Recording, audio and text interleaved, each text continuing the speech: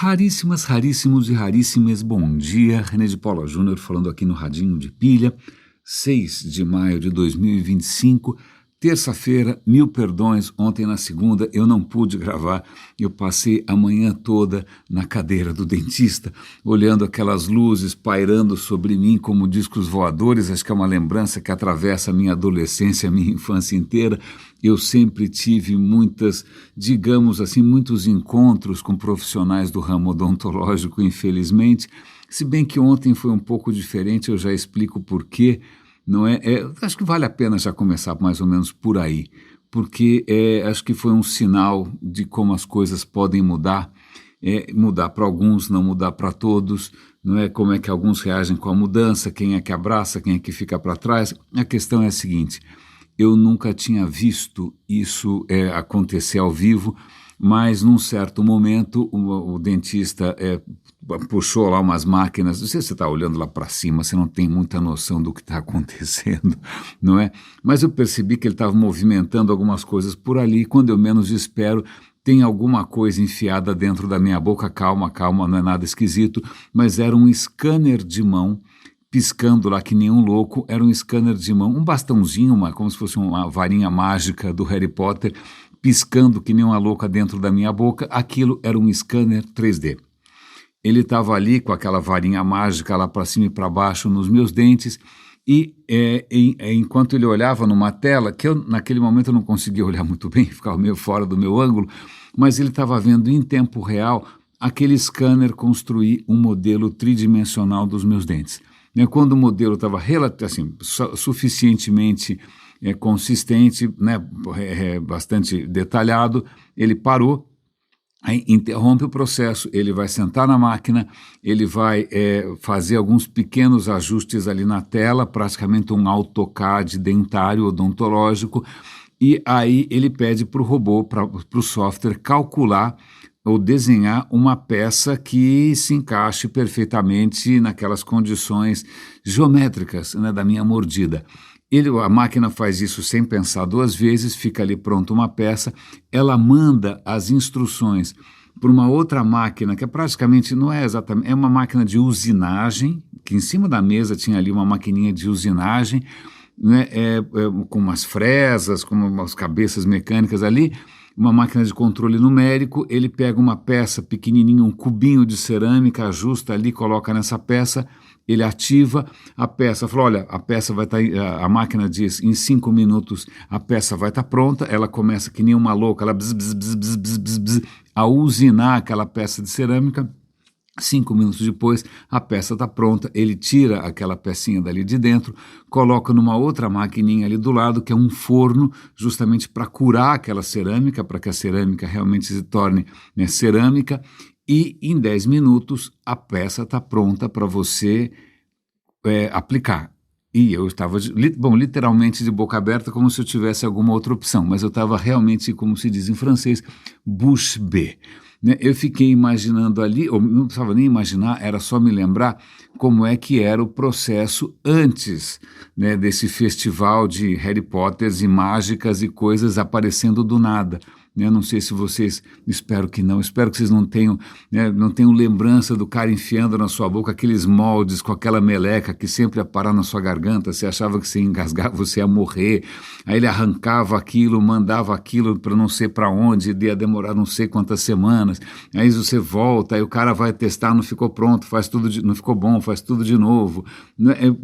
Não, aquilo foi feito praticamente, literalmente, diante dos meus olhos, né, com uma qualidade final, sem nenhum tipo de refação, e eu fiquei pensando, uau, quantas pessoas estão tendo o seu trabalho impactado por uma inovação desse tipo, né? Quantas vão ficar para trás, né? Quantos profissionais vão resistir, vão falar, não, eu ainda sou velha guarda, e eu estou me lembrando aqui, né, de profissionais que ainda recentemente ou infelizmente tive contato, que insistiam em escrever as receitas numa máquina de escrever, não é? E aí saía você com uma folha impressa, em suma, as coisas estão acontecendo à nossa volta, a gente nem imagina, não é? E é muito curioso porque, num certo momento, eu estava ali meio que maravilhado com essas inovações todas, né? E, obviamente, a conversa foi para o ChatGPT e demais recursos que todo mundo tem hoje em dia,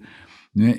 Mas aí eu percebi uma coisa interessante, como cada um usa essas coisas de um jeito, né? E no momento eu não estou com nenhum job na mesa em que eu tenha a tentação de usar o ChatGPT ou qualquer outro recurso desse para fazer a minha lição de casa no meu lugar. Por exemplo, hoje eu tenho prova de italiano, eu vou, ao invés de pedir para o ChatGPT preparar alguma coisa passável, eu vou tentar errar por conta própria, né, o máximo possível.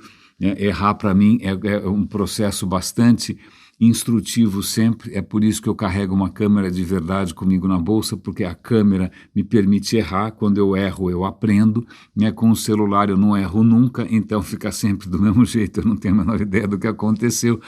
Mas é uma coisa interessante porque eu estou percebendo que acho que a maneira como eu tenho usado aqui, e eu, por honestidade intelectual e obviamente, por lealdade a vocês, vou confessar aqui que o nosso radinho de pilha continua sendo feito de improviso, continua sendo feito sem roteiro, continua sendo feito sem nenhuma edição extraordinária, a não ser quando eu tuço ou quando eu engasgo. Não vou expor vocês a sobressaltos, né, auditivos, ninguém vai infartar aí porque de repente eu engasguei. Então eu tiro esses pequenos incômodos, esses inconvenientes, mas tirando isso, esse ainda é uma produção manual, ainda é uma produção artesanal, é uma produção, como se diz em latim, ex cordis, que vem direto do coração, de improviso. Por exemplo, eu acabo de pigarrear e você não percebeu porque eu editei esse pequeno incidente para a gente continuar conversando.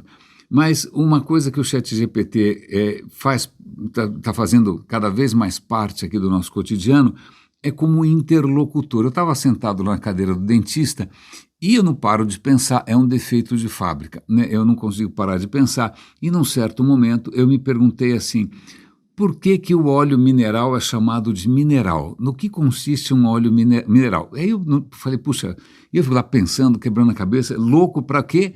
Para conversar com o ChatGPT. Então veja que coisa interessante, eu já incorporei, né, já assimilei de uma maneira quase que orgânica, por assim dizer, né, já que ele já faz parte do meu processo de pensamento, que coisa, eu não podia prever que isso fosse acontecer, né, como a consulta foi longa, num certo momento eu me lembrei, puxa, mas outro dia eu vi numa farmácia, né, para vender um produto com uma embalagem extraordinária, dizendo ser água micelar. Que diabo é água micelar? E eu fui acumulando essas dúvidas todas na minha cabeça e nas primeiras brechas que eu tive ali, não estou brincando, a hora que o cara estava lá cozinhando a minha pequena prótese minúscula no forno de cerâmica, lá estava eu com o ChatGPT tentando entender o que era óleo mineral, o que era água micelar e também por que os rios se curvam. Eu estava outro dia ouvindo, no caminho para o dentista, estava ouvindo um podcast e surgiu a propaganda de um outro podcast. Nós somos aqui um podcast de curiosidades para você que é uma pessoa curiosa. Então eles foram colocando várias perguntas que poderiam ser instigantes para uma mente inquieta. E uma das perguntas que eles soltaram assim, sem mais nem menos, foi por que que os rios são curvos? Por que que os rios são sinuosos? Né? Acho que é uma boa palavra, sinuoso. E eu fui dirigindo para o dentista pensando, eu não sei por que que os rios se curvam, por que que os rios não são retos de uma vez, não é? Ainda mais porque eu cresci numa cidade que retificou os seus rios. Então, quando eu penso no Rio Pinheiros, quando eu penso no Rio Tietê, se é que eles podem ser chamados de rios, eles são coisas bastante retas, eles não são sinuosas. Por quê? Porque já tinham retificado. E aí quando eu vejo um mapa e vejo lá que qualquer rio que se preze parece um intestino, parece, sei lá o que, um garrancho, cheguei no dentista pensando, e é lógico, na primeira brecha, né, enquanto eu esperava um processo ou outro, lá fui eu perguntar. E caso vocês tenham agora uma curiosidade flamejante com relação a essas curvas do caminho, eu explico por que que um rio é curvo. O ChatGPT me explicou, fiquei muito feliz. Né? A conversa, obviamente, foi se desdobrando. Isso é uma das características que eu acho interessante do ChatGPT, comparado com outros robôs, como Perplexity, como Claude e tal, é que ele vai estimulando a continuação da conversa. Então, caso você tenha aí curiosidade, por que que um rio dá aquelas voltinhas todas, né? A questão é, quando começa um curso d'água, né? Ok, ele vai cavar ali o seu caminho no mundo. E o mundo não é exatamente a coisa mais uniforme. Na primeira ocasião vai aparecer algum tipo de, sei lá, uma saliência, vai aparecer alguma diferença, alguma irregularidade no terreno que vai forçar o curso d'água, que está começando, vai forçar ele num outro caminho, certo? Então vai ter um primeiro cotovelo ali, vai ter uma primeira curva. Ok? Ok. O que acontece é que se formou ali um pequeno desvio, na parte de fora desse desvio, no cotovelo ali, na parte de fora do cotovelo, a água está passando mais rápido e ela está sendo forçada a mudar de direção mais bruscamente. Isso provoca o quê? Provoca maior erosão. Então, esse desvio de caminho, né, essa quebra ali na inércia da água que vinha vindo feliz e contente em linha reta, ela é forçada a desviar ali, naquele ponto começa a erodir cada vez mais. Então, se ali já era um cotovelo, o cotovelo vai se acentuar cada vez mais.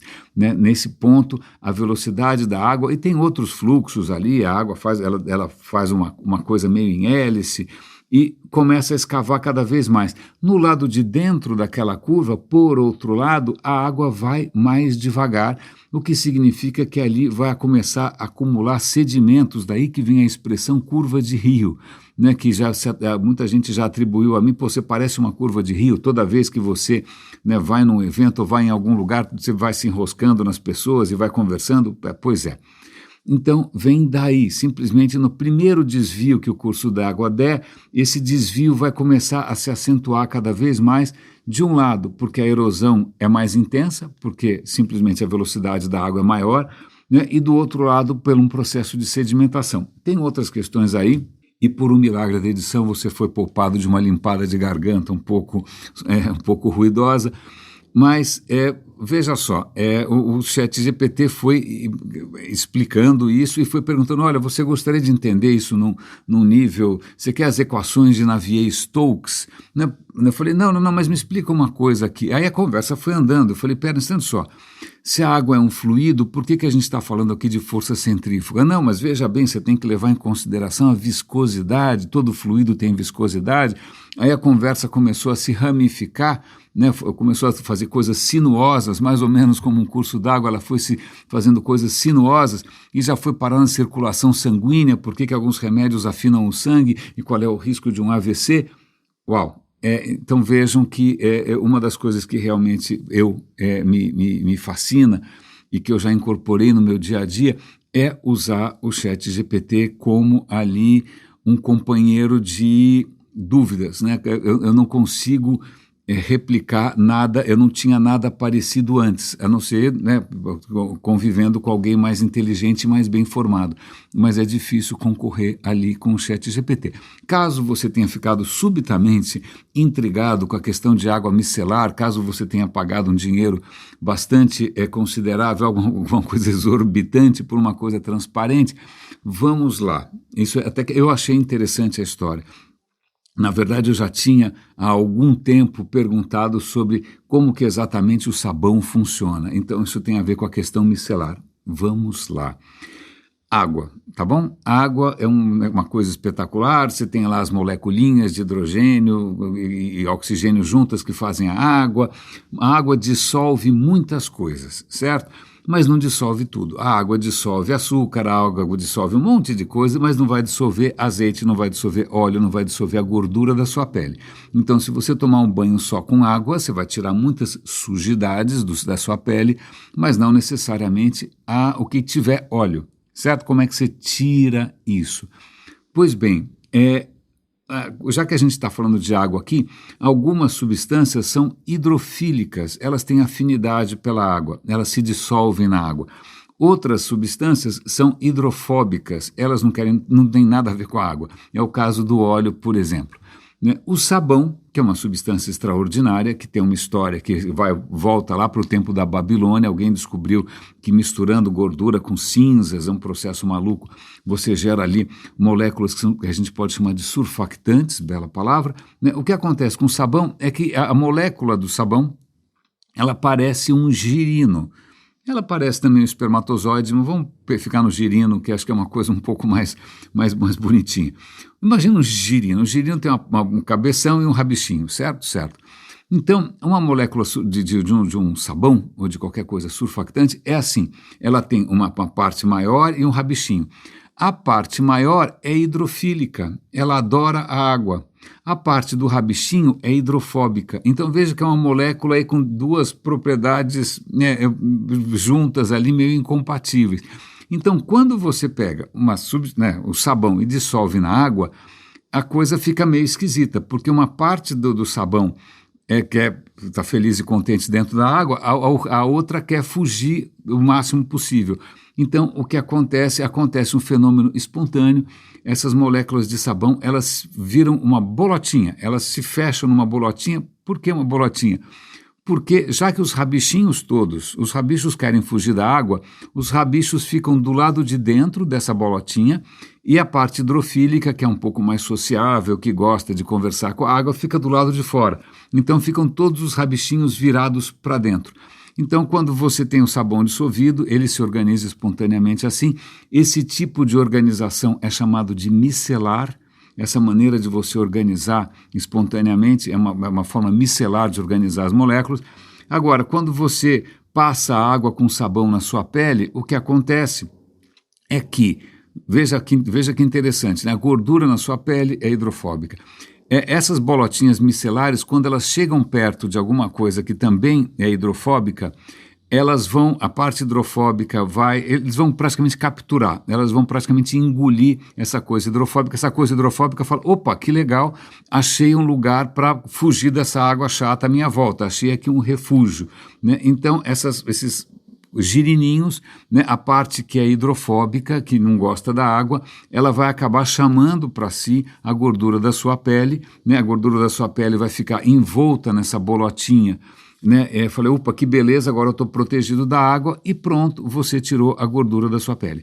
Né? Isso porque a molécula tem essa coisa dupla. Né? Um lado quer fugir da água, o outro adora a água, o lado que quer fugir da água fica dentro da bolotinha, ele acaba chamando para dentro as coisas que também querem fugir da água, é assim que sabão funciona. Então, portanto, micelar é a maneira como a molécula do sabão se organiza. Ok? Ok. Algum químico aí, por favor, me corrija, eu estou contando o que eu acabei de aprender, porque eu realmente não sabia nada disso. Ok. Agora, o que é a água micelar? Acontece que não é só o sabão que a gente conhece, né, do que faz espuma, etc. e tal, que gera esse tipo de fenômeno. Né? Existem outras substâncias que também vão ter uma parte hidrofóbica, uma parte hidrofílica, que também vão fazer essa bolotinha, e são substâncias que podem ser mais suaves que o sabão. Elas podem ser menos alergênicas, elas podem ser menos agressivas, elas não necessariamente fazem espuma. Então, o que esses produtos chamados de água micelar fazem é a água, normalmente a água mais purificada, né, que vai ter essas substâncias que também fazem essas bolotinhas, que também vão ter esse mesmo efeito de remover gordura, mas de uma maneira mais suave, né? Sabão é mais agressivo. Então a água micelar tem o mesmo efeito porque são substâncias, eu já esqueci as substâncias aqui, PEG, aquelas coisas compridíssimas de química orgânica, né? São substâncias que em princípio fazem esse mesmo truque, né? Também são girininhos, né? Mas que tiram a gordura, e aí com a vantagem de que quando você tem água micelar, o que é chamado de água micelar, você não precisa necessariamente enxaguar, você não precisa necessariamente passar, né, encher a cara de água ou a pele de água. Em princípio, você não precisa remover porque o produto não é tão agressivo assim. Eu achei, ok, aprendi, né, não sei se eu não preciso tirar maquiagem, né, parece que isso é um dos bons usos, mas uma diferença interessante é a seguinte, eu fiz a mesma pergunta para o Claude, eu fiz a mesma pergunta para o ChatGPT, eu fiz a mesma pergunta para o Gemini. O Gemini foi o primeiro que eu perguntei, né? O que ele me deu foi praticamente o rótulo dos produtos, né, com um discurso super marqueteiro, falando sobre, sei lá, a sua cutis e sobre as leveza e a suavidade. Um texto super marqueteiro e muito pouco científico. Eu até reclamei, eu falei, ô Gemini, na boa, você está parecendo um publicitário. Aí ele deu uma desculpa furada e parou. Né? perguntei para o Claude. O Claude deu uma resposta bastante clara, ele não se aprofundou na questão química, não é? E ele não provocou o resto da conversa. Não é? Agora, o que eu acho, continuo achando interessante no ChatGPT, é que talvez por já conhecer, né, a minha afinidade com um aprofundamento na questão científica, né, eles logo de cara já falou das moléculas, logo de cara já falou do fenômeno físico-químico e depois foi me provocando a continuar essa conversa. Então, é curioso, eu não estou dizendo aqui que a inteligência artificial não tenha riscos, aliás, vou fazer um parêntese aqui, vou dar um link para um TED Talk, uma daquelas palestras do TED do Tristan Harris, que é uma figura que eu muito admiro, é o cara que é responsável por aquele, espero que você tenha visto na Netflix, né, o Dilema Social, que fala sobre o perigo das redes, dos algoritmos e tal. Ele está agora batendo o bumbo dele com relação à inteligência artificial, os riscos, as nossas responsabilidades, o que deveria ser feito. É muito bacana, ele incorre só no mesmo erro de sempre, que é falar nós, porque nós precisamos, nós devemos, nós deveríamos, e eu recomendo a vocês, toda vez que você ouvir alguém falar em nós, você se perguntar, né, como aquele índio, como aquele Apache da piada com o Zorro, nós quem, cara pálida? Né? Porque de quem é esse nós que ele está falando? Nós é a humanidade inteira? Existe uma humanidade inteira? Né? Existe uma humanidade, né, com os mesmos interesses? Existe alguma convergência, né, dos valores? Não. Existe alguma instituição que... Não existe o nós. Então, esse é sempre um calcanhar de Aquiles, né, quando você ouve na empresa, porque nós quem, cara pálida? Quem vai empurrar esse piano? Né? Quem vai botar a bunda na janela? Desculpa, quem vai se expor? Né? Quem vai correr riscos? Quem por aqui, né, nunca vai sofrer risco nenhum? Então, só para ficar esse pequeno conselho com relação a toda vez que você ouvir a palavra nós, mas voltando aqui para a inteligência artificial, sim, há riscos. Eu vou dar um link aqui para uma conversa muito interessante com a Sabine Rosenfelder, aquela cientista alemã. Ela está contando que um dos riscos mais perturbadores, e que eu mesmo já percebi com esses robôs todos, é que eles são puxa-sacos. A palavra em inglês, a palavra bonita para isso é psicofanta. Psicofanta é alguém que bajula você. O ChatGPT me bajula abertamente. Que pergunta brilhante. Muito bem, continue nesse caminho. Eu já percebi, eu não sou muito afeito à puxação de saco, a pior coisa que você pode fazer é tentar fazer isso, né? O meu ego não é tão facilmente acessível assim, né? Mas eu confesso que também não é ruim, né? E isso talvez tenha até facilitado as conversas. Eu confesso que essa estratégia do ChatGPT de ser não só mais conversacional, mas também de ser muito, digamos, polido, muito educado, né, e bastante sensível ao ego alheio, tem facilitado as coisas. Os outros robôs não têm essa preocupação, mas isso é um perigo. Porque o que acontece não só, isso pode criar uma dependência, pode criar problemas psicológicos, pode, sei lá, desestruturar alguém que é um pouco mais carente, mas também isso pode fazer com que esses robôs sejam excessivamente bonzinhos quando você pede para eles avaliarem, por exemplo, uma informação ou um texto.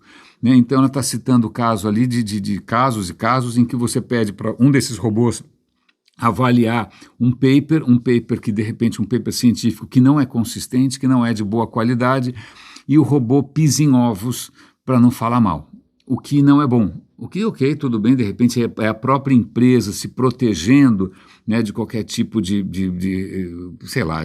ação jurídica, não é? Mas não é bom. A gente adoraria que ele fosse transparente, falasse, desculpe, isso é uma completa bananada, isso é uma completa tolice. Mas isso é um risco existente e não tem o que fazer.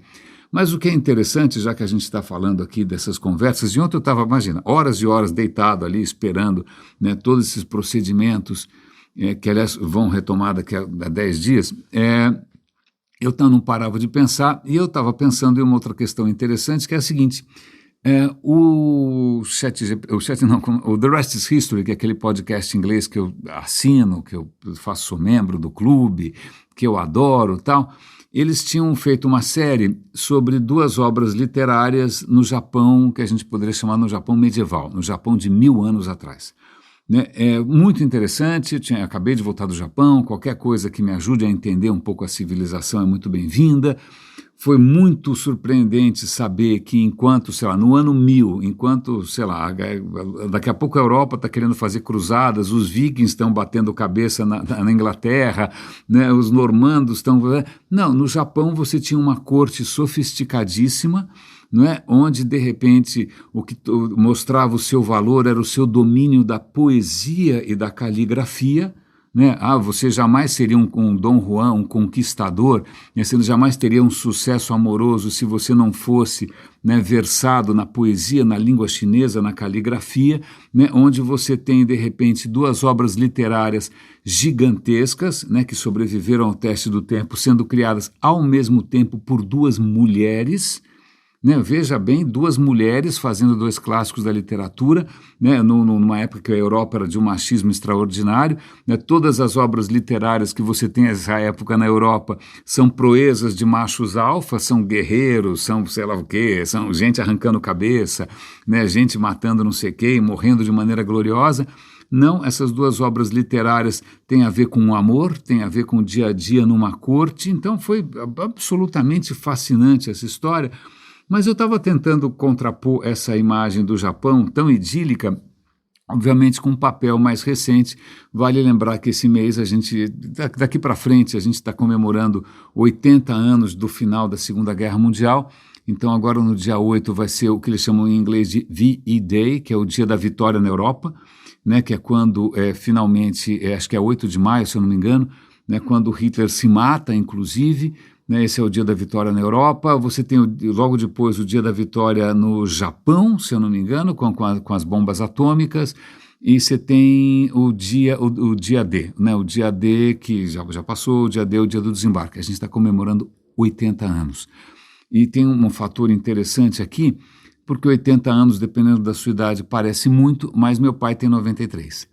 Então, nós temos à nossa volta gente que viveu isso, né? Gente que ia no dentista e o máximo que o cara podia fazer é arrancar o dente enchendo a sua cara de clorofórmio, né? Há 80 anos, se você, dependendo de onde você vivia, caíam bombas na sua cabeça. Essas pessoas estão vivas. As pessoas que tiveram que, né, rastejar nos escombros de Londres porque os alemães descobriram como jogar bombas teleguiadas, né, fazer chover bombas V1 e V2 numa capital civil. Então essas pessoas ainda estão vivas, mas a gente infelizmente esquece todas essas lições e continua aí dando votos para candidatos a Hitler, candidatos a Mussolini. A gente continua resgatando o antissemitismo da lixeira da história, não é? Então o que adianta a gente falar em história? Mas vamos voltar aqui. Mas eu queria entender um pouco mais essa história do Japão, né? Eu tenho bons amigos coreanos e os coreanos não têm necessariamente lembranças das mais saudosas com relação à cultura japonesa. E eu perguntei também para o ChatGPT, por favor, me conte um pouco mais sobre a questão do Império Japonês. Por coincidência, o The Rest is History, não foi nem o The Rest is History, foi o In Our Time, que é um podcast da BBC, fez um podcast sobre o Império Coreano. Eu nunca tinha ouvido falar no Império Coreano, é um episódio curtinho, vou dar o link para vocês. O que acontece é que no final do século XIX, a Coreia, que tinha uma situação muito tensa, ela já tinha sido invadida no século XVI por samurais japoneses, aí ela é invadida pelos mongóis, aí ela passa a fazer parte da China, uma existência muito tumultuada, porque você está perto de vizinhos muito inquietos, né? Você está perto da China, você está perto do Japão, não é? No final do século XIX, o Japão derrota a China, né? A China dá uma enfraquecida, e aí a Coreia fala, quer saber, agora é minha hora, né? E aí cria-se o Império Coreano em 1897, se eu não me engano, e só que só durou 13 anos, porque em 1910 o Japão, 13 anos só de Império Coreano, o Japão invade e ele passa, a Coreia passa a ser uma colônia, um processo brutal, cheio de injustiça, de maldade, morte, tortura, exploração, né, até 1945. Então dá para entender um pouco mais os sentimentos dos coreanos com relação ao Japão. Mas eu fiquei pensando com os meus botões, Mas que diabo é essa história de Império Coreano? O que quer dizer império? O que quer dizer imperador? Porque império, para mim, sei lá, tem o Império Romano. Aliás, o primeiro imperador, imperador era um título militar em Roma. Era um título militar, é aquele que manda nos outros.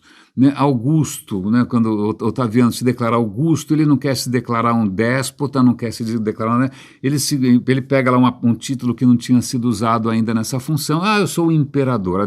A república continua, eu simplesmente sou um imperador, né? E aí o que acontece é que esse título militar, imperador, todo sociopata que se preze, né, fica, né, querendo se julgando aí um Júlio César, um Alexandre o Magno, né, um Augusto, todo mundo também quer ser imperador. Né? E aí, para mim, sei lá, império, você tem o Império Britânico com um monte de colônias, você tem o Império... Fala aí, Império Francês, com um monte de colônia. Né? Aí faz sentido o império, mas se não tem colônia nenhuma, por que você se chama imperador? E, obviamente, eu fui me lembrar do Dom Pedro II, imperador do Brasil. Imperador do quê, se só tem um território? Eu perguntei isso para o ChatGPT, falei, desculpa, imperador da Coreia, imperador do Brasil. Da onde vem essa mania dos caras se declararem imperadores se é um território só, não tem colônia, não tem nada, não é que você tem um continente inteiro. Aliás, eu estou ouvindo nesse momento agora a história de Pedro o Grande, né, que é realmente quem começa a transformar a Rússia numa superpotência. Acho que eu vou deixar isso para amanhã, uma história comprida. Não é? Mas da onde que vem essa mania? E aí ótimo, o ChatGPT falou, olha, eu vou te mostrar, bom, em primeiro lugar, isso é tudo vaidade. No final do século XIX, você tem impérios reais, você tem o Império Britânico, você tem o Império Português, o Império Espanhol, né? Aí ninguém quer ficar para trás, ninguém quer ser só um rei, porque em princípio o imperador é mais do que o rei, não é? Então todo mundo agora é imperador, ser rei não basta, não é? E o que é muito interessante, ele fala, você quer que eu conte como é que essa história de imperador acabou se desdobrando também na Ásia? Foi muito interessante. Eu descobri que na China existe uma palavra parecida com imperador, mas é o cara que, agora eu já esqueci, é o cara que está em conexão direta com o céu, e só ele tem conexão direta com o céu, ninguém mais tem.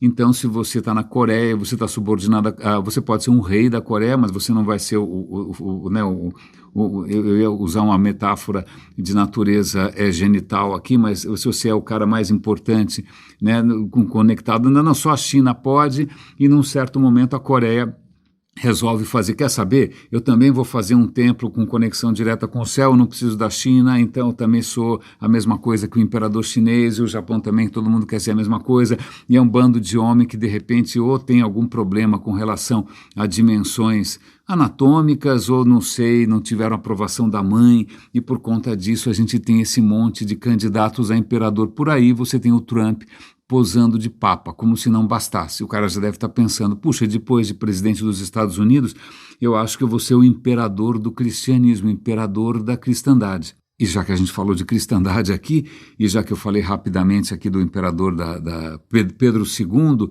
uma coisa que me ajudou a entender um pouco essa Rússia de hoje, porque é difícil de eu entender essa questão do Putin com a Ucrânia e essa coisa imperial do Putin. Veja bem, a Rússia, inicialmente, olha que coisa maluca, né? Ela se imagina, nessa época de Pedro Grande, 1700, vamos chutar por aí, ela se considera, né, a terceira Roma, porque a primeira Roma, né, já tinha ido para o saco, a segunda Roma vai para Constantinopla, né, Constantinopla caiu, não tem mais, a Constantinopla virou Istambul, então a segunda Roma acabou, né, então o cristianismo ortodoxo, que foi o que veio lá de Constantinopla, ele está lá na Rússia, então como eles são os últimos a levantar essa bandeira do cristianismo ortodoxo, eles vão se considerar a terceira Roma, né? E a Rússia, parte da identidade da Rússia vai ser não só essa história de serem os herdeiros do Império Romano, né, do Império Cristão, ortodoxo, mas eles estão cercados, bom, primeiro abaixo pelos otomanos, que são muçulmanos. À esquerda vão estar pela Polônia, que é a Polônia, eventualmente falando, que é católica. E você vai ter o seu arqui-inimigo naquele momento, que era a Suécia, que era um país protestante. Então vejam que coisa curiosa, é parte dessa saga, dessa coisa que está hoje lá azucrinando, né? Os ucranianos estão levando drone na cabeça o dia inteiro, vem de uma coisa de centenas de anos atrás, né? De alguém que também quis se proclamar imperador, porque achou que ele era o descendente, que ia manter a continuidade da grande aventura romana, né, impondo o cristianismo ortodoxo contra os infiéis muçulmanos, católicos e protestantes. Agora eu entendo um pouco melhor essa ligação que o Putin tem com a igreja ortodoxa russa. Vale lembrar que, já que a gente está falando de Rússia aqui, vale lembrar também do papel que muitas vezes a religião acaba tendo. A Rússia, naquele momento, o Pedro II resolve passear pela Europa e descobre que o país dele é um atraso. Por que ele é um atraso? Porque a religião ortodoxa, digamos que é mão pesada, é barra pesada. Então você não tem universidades na Rússia, você não tem ciência na Rússia, você não tem poesia na Rússia, você não tem autores na Rússia, você não tem literatura na Rússia, porque tudo está debaixo daquele peso acachapante da religião ortodoxa, aqueles ícones, imagina, eu sempre fico pensando o que aconteceu com a humanidade, né, que você vê hoje, sei lá, você vai no museu, se você for para Roma por conta do Papa Francisco, foi no Museu do Vaticano, se vê aquelas esculturas maravilhosas barrocas. Aí você descobre que as esculturas barrocas, na verdade, são praticamente uma cópia, né, de 2.000 anos antes, de pelo menos 1.800 anos antes, de esculturas gregas que eram mais lindas ainda, né? As esculturas gregas, as esculturas helenísticas, as esculturas romanas, uma perfeição, o mármore, o corpo humano, a fidelidade, as feições, nos retratos, e aí de uma hora para outra, quando Roma vai para o buraco, né, e entra o cristianismo ortodoxo, o máximo que a gente consegue fazer são aqueles ícones esquálidos num outro mundo, aquela coisa bruxuleante à luz de velas, e a gente mergulha num longo período de obscurantismo, né? Então a Rússia, o Pedro vai tentar modernizar, porque ele está tentando escapar um pouco dessa influência. E eu estou contando isso tudo porque, mais uma vez, a gente tem gente aí querendo ser imperador, né? Mais gente aí querendo fazer com que a gente retroceda para períodos muito mais trevosos, muito mais obscuros, né? Períodos em que, de repente, a ciência, o progresso, a inovação, a alegria, né? A diversidade eram vistas como pecado, eram vistas como alguma coisa diabólica. Então, veja só que talvez seja por isso que as minhas conversas com o ChatGPT, além de questões envolvendo surfactantes, entropia e outras questões físico-químicas, né, envolvam muito a questão de história, né, porque, curiosamente, a história, que agora está mais para a histeria do que para a história, né, ela parece mostrar que, digamos assim, a noção de progresso é bastante questionável. Raríssimas, raríssimos e raríssimos, só uma questão interessante aqui. Amanhã eu vou falar sobre como evitar, né, ter uma velhice miserável, não é? Mas tem um artigo que acho que vale a pena compartilhar com todo mundo, porque é um tema que aparentemente é paz e amor, é um tema bacana, é um tema de progresso, mas tem alguns riscos, e eu vou falar aqui sobre a maconha. É um artigo da Scientific American, mostrando o seguinte: qualquer coisa que alguém te fale sobre maconha de uma maneira romântica, etc. e tal, ou de uma maneira inofensiva, ela precisa ser revista, porque, vamos supor, 95, em 95 eu já tinha, quantos anos eu tinha em 95? Eu já tinha 31 anos, né? Não faz muito tempo, né? Em 95 a maconha era 4 vezes menos potente. De 95 para cá, o conteúdo de THC da maconha subiu 300%, ou seja, ela é 4 vezes mais potente. Essa é a primeira questão. A segunda questão é que fala, e daí? E aí vem o e daí. O e daí tem um estudo aqui com milhares de adolescentes demonstrando o seguinte: adolescentes que consomem maconha, sobretudo adolescentes, a gente está falando aqui de gente numa idade em que o cérebro ainda está em formação, certo? Adolescentes que consomem maconha têm uma chance 4 vezes mais alta de desenvolver psicose. 4 vezes mais alta, não é 20%, não, é 4 vezes mais alta. E eu estou pensando aqui de gente que eu conheço que de repente achou que, não, é inofensivo e é melhor que o cara experimente isso em casa, aqui no seio do lar, do que lá fora, e foi introduzindo, né, adolescentes e filhos bastante jovens a alguma coisa que, de novo, aumenta 4 vezes, né, o risco de psicose, porque simplesmente não estamos mais falando da mesma erva, não estamos mais falando da mesma coisa, estamos falando de um produto que quimicamente, geneticamente está sendo turbinado, né, e os efeitos, infelizmente, não tem como negar, né? Então a gente tem que rever um pouco esse discurso. Então, por conta disso, cuidem-se, por favor. Obrigado por tudo, pela companhia, pelas dicas, pelo apoio dos 13 super raríssimos. Um grande abraço e até amanhã.